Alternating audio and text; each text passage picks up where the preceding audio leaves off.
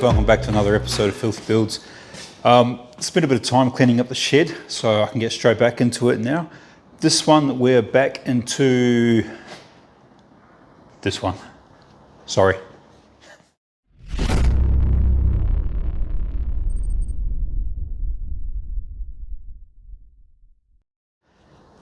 So the F100, I got that out so I could clean around it, move some stuff from behind it, make a bit of space, and so I could get up to put some banners on the wall there, a bit of decorating. But I'm very, very keen to get into that. You guys have got no idea how keen I am to get back into this thing. That's coming. I've got some bits for that. I'm keen, but I've got to get this one here done first. And the big truck that's parked outside. So this one here, this episode we're going to work on the back of the car. I'm going to lift it up, new boot floor and fuel cell, fuel pump hanger, just a general clean up on the back end of this. So I'll swing this one back over by the wall there, back in its hiding spot, give myself a bit of space to work and get this one up in the air, and we'll have a look at what's going on there.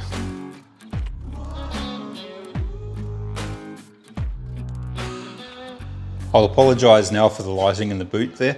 I haven't been looking forward to recording this or filming this due to the poor lighting, and me working in there is going to make it a bit difficult. I've got my Bunnings light up there, but I'll do what I can. I'll also apologise for the mess you're about to see. I'm a little bit embarrassed by this. Please bear in mind that this car, a lot of it is thrown together the week before an event. So if something breaks, we'll change it and we'll patch it up. And that's as far as I've got. So I've never done a proper job in this car. So the wiring's a bit of a mess in the back. It all works and everything, but the whole thing's a mess. And I've abused this car. It's done 4 drag challenges and a bunch of other stuff. And it's just, I've never looked after it. So, but yeah, let's have a look.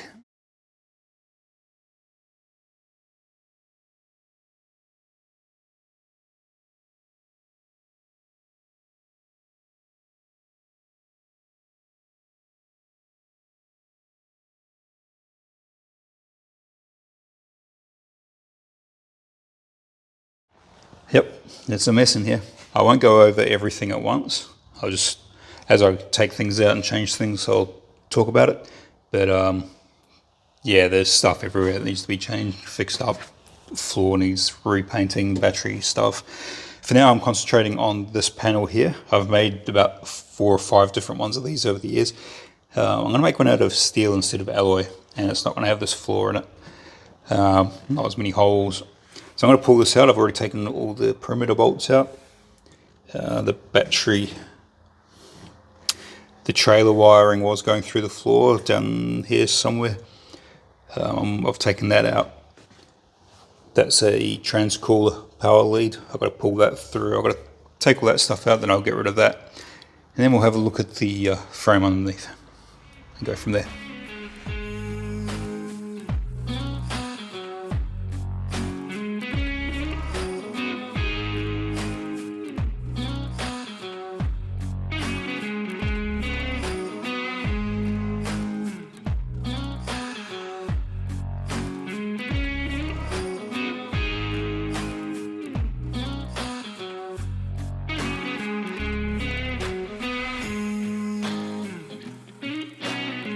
Got the transcooler hanging up under there at the moment.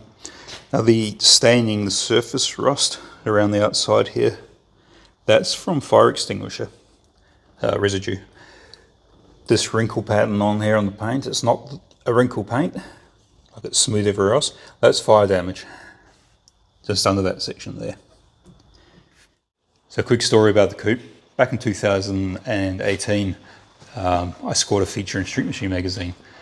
Absolute bucket list tick off for me, being a Street Machine magazine. I even got the poster, so I had a good size feature and I had the poster. Because the car was featured in the magazine, it was legible for being selected for the Street Machine of the Year competition, and I made it into that. I think it was 12 cars or something, and you can imagine Street Machine of the Year, the quality of cars, that are presented for that the magazine staff select and you get to choose from. This was actually one of the cars that they picked. And believe it or not, this dirty old street car came second place next to, it was just behind the light blue EH wagon that was in that year. But it beat out all the other cars to come second place to that. A lot of that was social media presence, spamming on Facebook, Instagram, that sort of thing. A couple of other cars did as well. But yeah, it did really, really well. And one of the things we did for chasing votes for Street Machine, one of the other guys, Shannon, with the bright green Mark 1 two-door Cortina with, Escort with a blow-on 253 in it, he did a bit of a workshop burnout. And it was a good burnout, it was cool. And I thought, I can do that. So I'm just chucking a couple of videos here of two burnouts that I did, two separate burnouts in one day in two mates' workshops. And we'll have a look at the aftermath of what actually happened that day.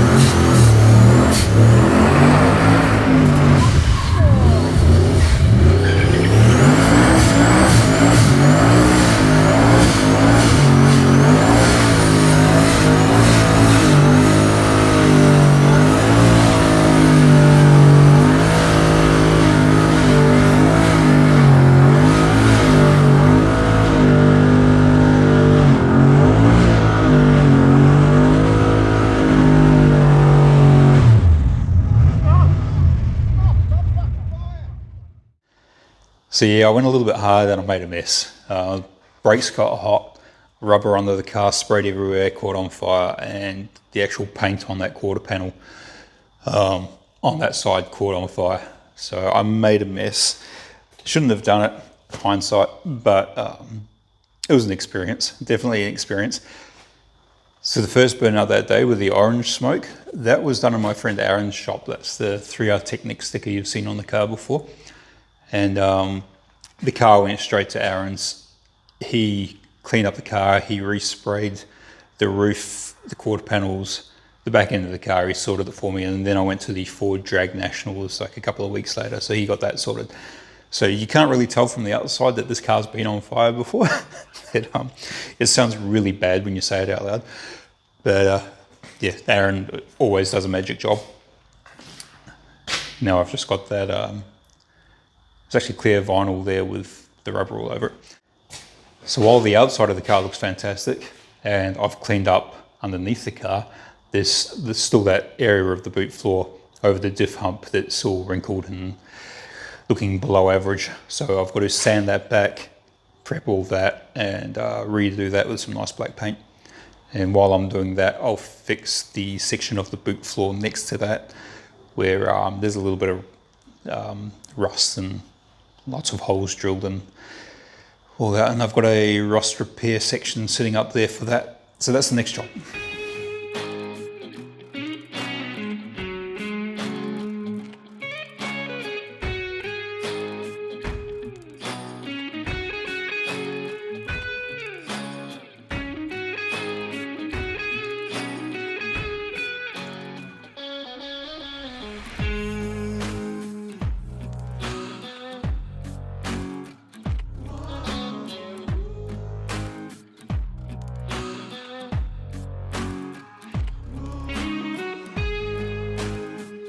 Back out in the shed, I've spent the last 3 days around about on a 1.5 tonne digger fixing up my front lawn, doing a bit of landscaping work, and I've made it back out to the shed. So you just saw me put a fire extinguisher up on the hoist. I was out doing some shopping this morning and saw that, and I figured you can never have too many fire extinguishers, and with the work I do on the car and I'm about to do on the car, having one that handy is probably ideal. One more thing real quick before I get back into the car.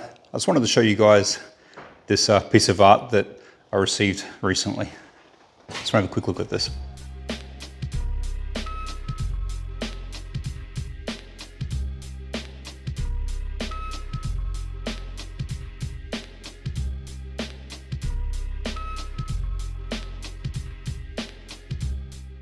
My mum came over from New Zealand recently for a visit. For those that haven't picked it up yet, I'm a Kiwi. But Mum came over for a visit and she brought this with her. This was a gift from her friend Rusty, an artist in New Zealand. He watches the channel, I believe. He doesn't have social media, but he watches the channel and painted this for me for a gift for my birthday. So I absolutely love it, Rusty. Thank you very much for this. When I get the shed a bit more established, this is going pride of place somewhere and I'm going to hang it up properly. But I absolutely love that and I really appreciate it that you've done that for me. So thank you. Before I do any cleaning up or painting of the boot floor, I'm going to cut out the unnecessary parts of the frame here. I'll sit that in the boot. The new fuel cell, which is just here, we'll talk about that in a minute. I'll measure that up and cut the pieces and weld those, and I can tack those in the car and not have to worry about stray sparks on the paint or anything like that. So I'll get on with this now.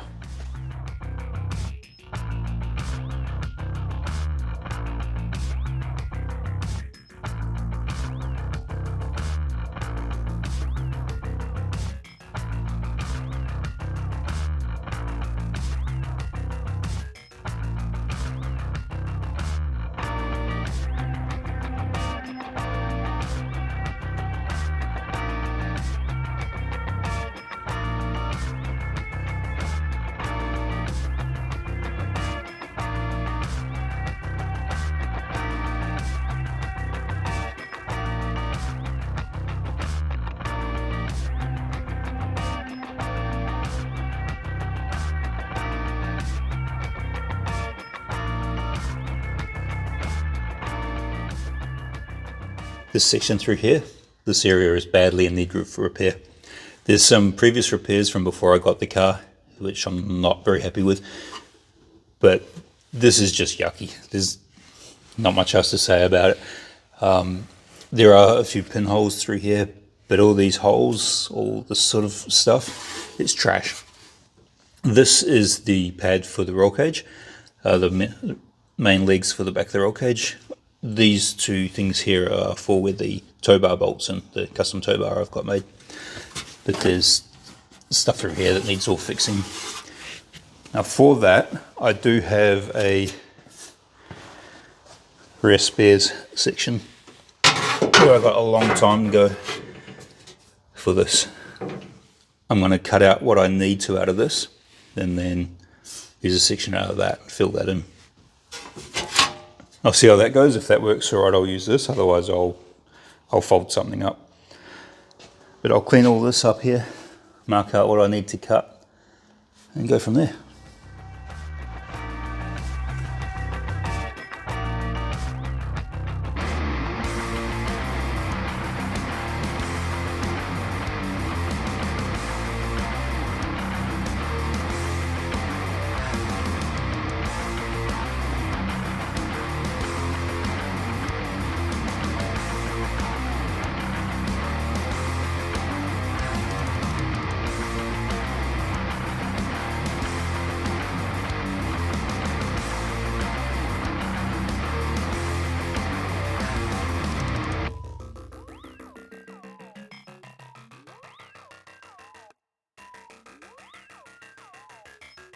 lines there. That's the factory chassis rail going through the car. The tow bar mount goes through it. But I've cleaned that up as best I can, but I've cleaned up all the edges, straightened all that out. I'll now cut some excess of this off that I know I'm not going to use, and then I'll set that over there and trace underneath and do a bit of a rough outline and get that piece close to that, including this all in one piece.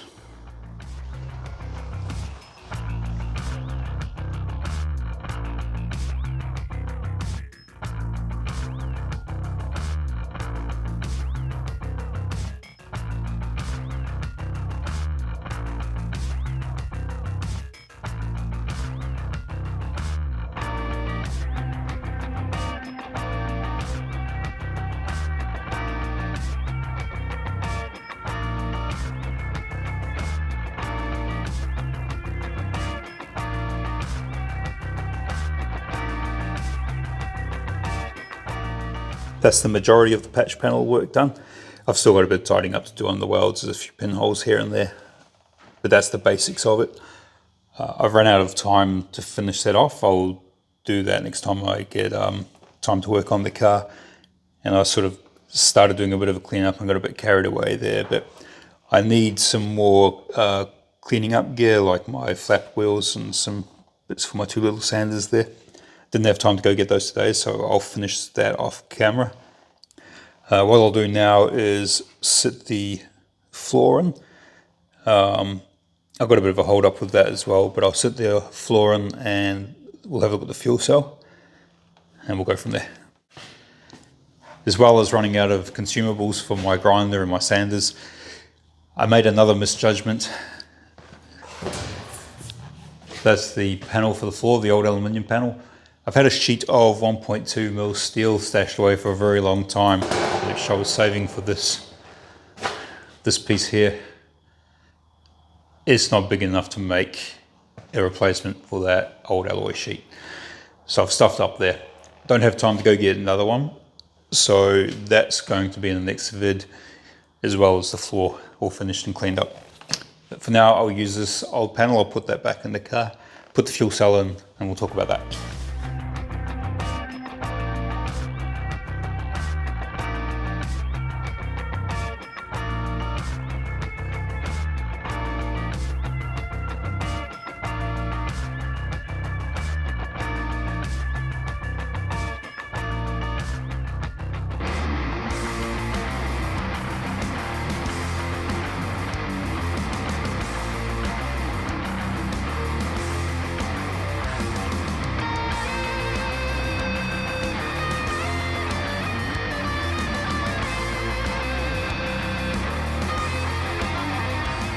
The fuel cell itself is a 75 litre or 76 litre Raceworks unit.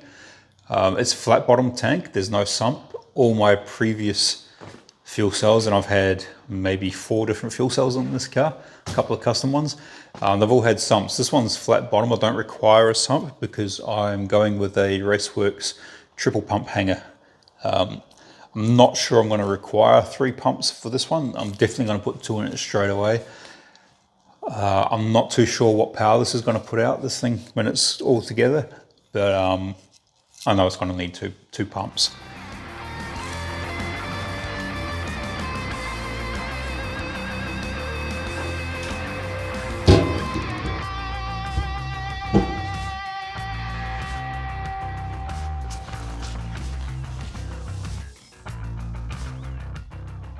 Now the reason I wanted to get the fuel cell sitting in there tonight, for engineering purposes, this fuel cell has to be externally filled. I have to be able to use the factory filler.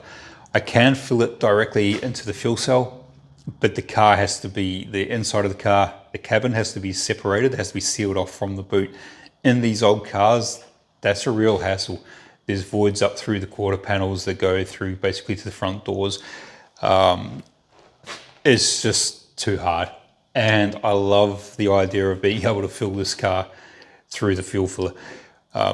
For years, pretty much the whole time I've had this car, I've filled it maybe the first couple of years with the first fuel cell. I had that hooked up to the filler. But I've always had to open the boot do the fuel cell. A lot of servos don't actually like that. When you pull up, they think you're filling up a jerry can in the boot. They don't turn the pumps on. But for convenience, I've got a factory fuel filler. I want to be able to use that. So I wanted to put the fuel cell in there so I could work out the height. I wanted to be able to visualize the height difference between the factory fill neck and the fuel cell. And at the moment, it's not that great. So we'll have a look at that. So it's a bit hard to make out the actual angle on camera. It looks fine there.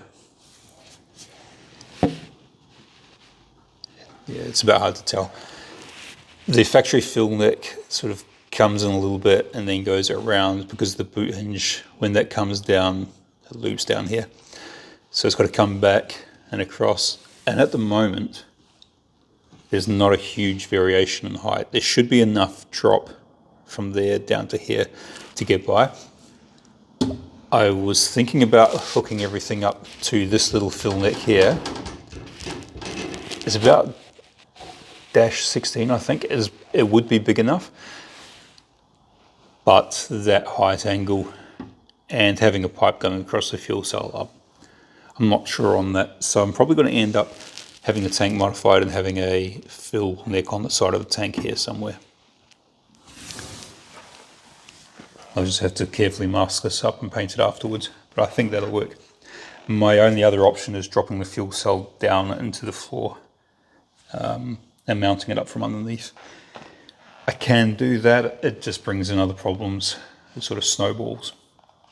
But I think for now, I'm just going to put a neck on the side of the fuel cell. I think that should be okay.